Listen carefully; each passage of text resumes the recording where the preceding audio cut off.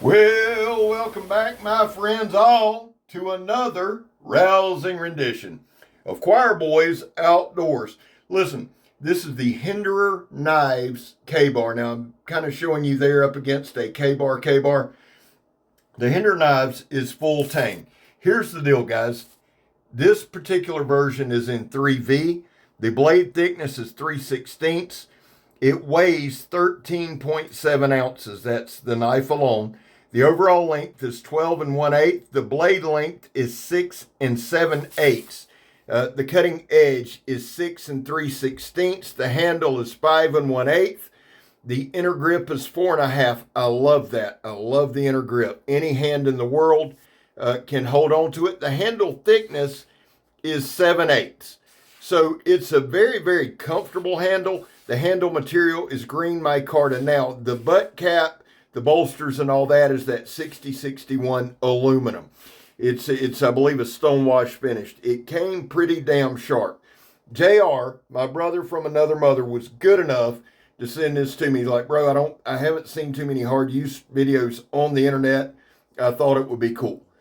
I am very appreciative. I am very thankful for JR and others like JR who allow me to test knives that maybe I wouldn't be able to get my hands on. Now, from my understanding, they don't make these anymore, but you can find them on the secondary market. It ran at time about $5.75. Here's the deal, guys. I don't set prices. I don't argue price. I don't care. This ain't Scab's Bargain Basement. I started this channel to show you the best knives that I could bring to you. I bust my ass to do it. And I'll be down. Listen to me again. I'll be down if I'm going to apologize for it. You hear me? If you like something inexpensive, man, that's great. You know what the difference is between guys who like expensive knives or more pricey knives and guys that like inexpensive knives? We don't give a shit that you like inexpensive knives. We're glad you like knives, okay? I get sick of that bullshit. That being said, let's jump into the knife. Now, let me say this too. As far as Rick Hinderer goes, I don't know the man. I never met the man. I have nothing against the man. Other than the way he did Brian, I'm not a fan of that as a fellow content creator. Other than that, I have no dog in the fight. Let me make that clear. I will say this. I am a longtime fan of Kabar. I always have been. I always will be. I don't give a damn about the internet. I carried a knife long before the internet existed. I've had a Kabar in my collection before the internet existed. I'll have one in a couple years when I'm long gone from YouTube land. I love Kabar. So this knife to me is special for a couple of reasons. I love the shape. It's the old, I believe it was designed off the Mark II. Okay. This was originally a hunting knife. They did some quick modifications for World War I and World War II. And here we have this knife. I adore the clip point. Now, someone pointed out, and they're true right here, this particular iteration looks a lot more like the Buck 120 than it does the Kabar. It looks like a Kabar. It is a Kabar. Kabar has said you can call it a Kabar. But if you really, really check it out, and I wished I would have done a side-by-side, but it's almost identical, almost a spitting image to that Buck General, blade shape-wise. Not really handle, but blade shape. What I wanted to do with this knife was cut a ton. Now, we're going to do some hard use stuff. Anytime JR sends me something, we have the understanding it's going to be used hard. That's what we do. I try not to abuse anything. I don't believe in that. But I do try to take the knife to its limit. I have a certain skill set that we're working on. We're trying to grow. We're trying to get better. I feel like I've progressed. It's not exactly where I want it to be yet. I want to be able to give you an honest, real look at everyday use. I'm not a destruction channel. Those channels have their places. But I want to do things that people might use a knife for, that might go a little harder, and see how it turns out. Now, what I will tell you is this. I enjoyed using this knife. It held up really, really well. 3V, I'm a fan of. But I'm more of a fan if it's heat treated well, if it's taken care of well, if it's done well. I'm a fan. The steel part, I am not a steel snob. Okay, I can do 5160. I can do 01 tool steel. I can do any steel as long as the heat treat's spot on. This knife was done correctly. I can't speak to any other knives. I don't want to speak to any other knives. And that's something you'll find if you're new here. I don't make broad sweeping statements, okay? I deal with the knife that is in my hand. One thing I like doing right here, and I didn't show it very well, but basically what I did was I put the tip in, and I'm just using the tip to kind of slice in without penetrating the backside to see kind of a control thing. The knife handled incredibly well. It is well balanced. It fits well in hand. It, to me, is a multi-use, versatile knife. Now, here's the truth. There were not enough of these made that they would ever find their way to the military. There might be individual soldiers carrying them. I'm not saying that. But what I'm telling you is they're not going to outfit a company. Why do I bring that up? Because here's the absolute truth. Now, we did some light tip testing here. I'm still iffy on the tip testing, guys. I'm not in this to show you how strong I am. I did try to put pressure on it. I wanted to put some pressure on it. I'm going to do the J.C. Owens test in a minute. I'll show you what that is. But right here, this is kind of the J.C. Owens test where we just kind of burrow into the wood. It's a good way to put pressure on the tip. My point about not being enough of them to like supply the military is this. I've never served in combat. I've never served in the military. I'm not a vet. So I'm not going to test this for military application. Okay? We're going to do some hard use stuff for day to day, or old boy out in the woods. Now, I like pulling the ratchet strap. I will say this. We cut and we cut and we cut and we cut and we cut and we cut and we cut and we cut and we cut. And I tried to put that all in the video. This video is almost 16 minutes long. Most people will watch about 2 minutes. I have a few faithful that'll watch the whole thing and are long suffering. But the truth is, I thought, you know what? I'm not trying to go viral. I could give a shit about that. I'm trying to give you a good look at a knife. And the best way for me to do that is just to let the knife work and let it work and let it work. And you can see there were times, man. There were times. Now, Ben, my buddy at work, brought up this test, and I thought this was a phenomenal test. Big shout out to Ben and Shane. Shane ran the camera for me. Basically, what we did was we laid the ratchet strap flat, and then we do a flat chop, a flat pop, putting pressure on the edge. I think it's a phenomenal test, and it's one that's been there, and it's one I'm going to incorporate. If you've ever tried to do a vertical cut on ratchet strap, holy shit, it's tough, right? But I wanted to do this, and I wanted to do a little ripping. I was showing them there the difference, right? How difficult it is to actually slice that way. And then I missed several times. But what I wanted to do with this is just slap straight down. We got minuscule edge rolling, not enough to matter. In fact, it was so light that after I got everything done, I did a light strop and it took it out.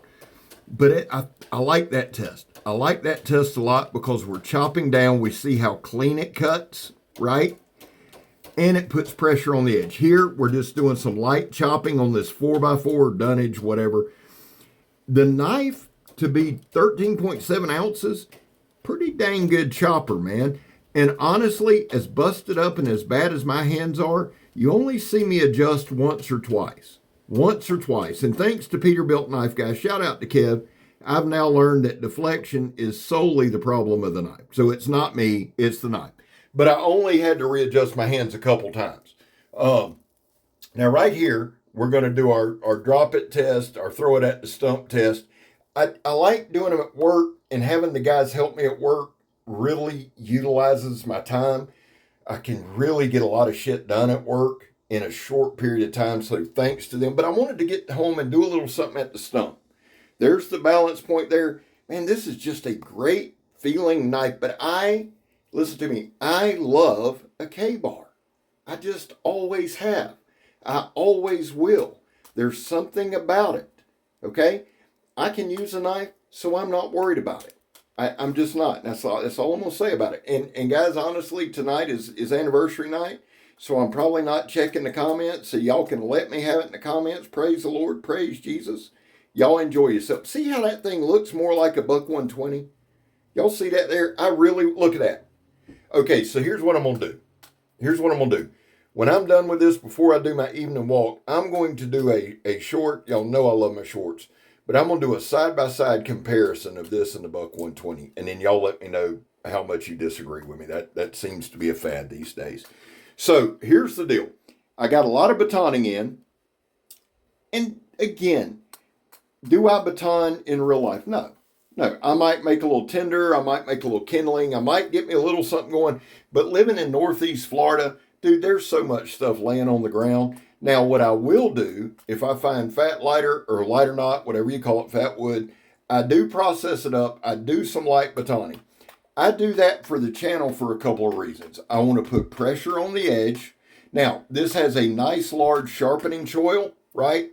So the harmonics aren't going to be as bad, and it's 3/16. But I like doing that to put pressure on the edge. I mean, here's the deal, and I've mentioned this before. When JR sends me a knife, he's trusting me to make sure that knife is worth muster. He has very little time. Dude works his ass off. He might be the one human on the planet who works more than I do. So when he goes camping and when he goes doing this stuff, he wants to know if the knife's any damn good. So I feel like, and I'm being honest with you, I feel like I have a moral obligation as a brother and as a friend in the blade to check the knife out. Plus, it's content. I'm not trying to deny that. Now, I'm just sitting here looking at it. Those handle scales are brown micarta. I think I said green, but it's brown micarta. It is a canvas micarta. And I found it kind of funny because my guy Ben was like, man, these are cheap. I said, Bubba, they ain't cheap. He goes, well, and I knew what he was talking about. It has a really, really good grip, and I like that. But it almost has like a little plasticky feel. Now, I'm not knocking the knife. Jeez Louise, the Hinderer guys will be all over me. Let me say this, too, while I'm thinking about it. What I wanted to do is split this wood. The knife did very well with opening up an initial crack. Doing it, though, it did loosen up the butt cap, and it did loosen up the handle scales. However, real quick, I have one of those star tools. I was able to tighten it right back up. And it might be right here. I'll be quiet for just a second.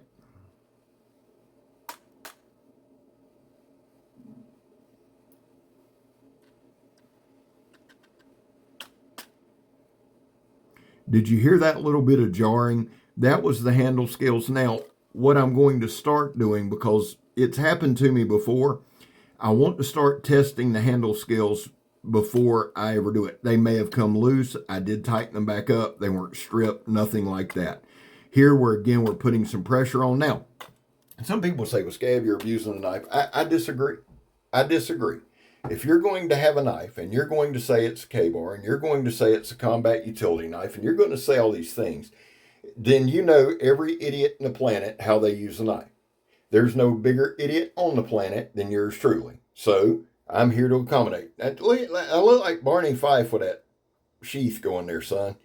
The sheath is gorgeous. Absolutely, that dark mahogany type leather, just beautifully done. It's really well done. Really, really good part of the package. Guys, we're coming towards the end, and you know we got to do our causes. I love the knife. Would I carry it? Of course I'd carry it. I love it. But I'd carry a regular Kabar because old Scab can use a knife. That being said, guys, there was a time in this country where 22 veterans a day took their own lives. Now, stats are all over the place. We're coming off a weekend and we're coming up on a holiday weekend.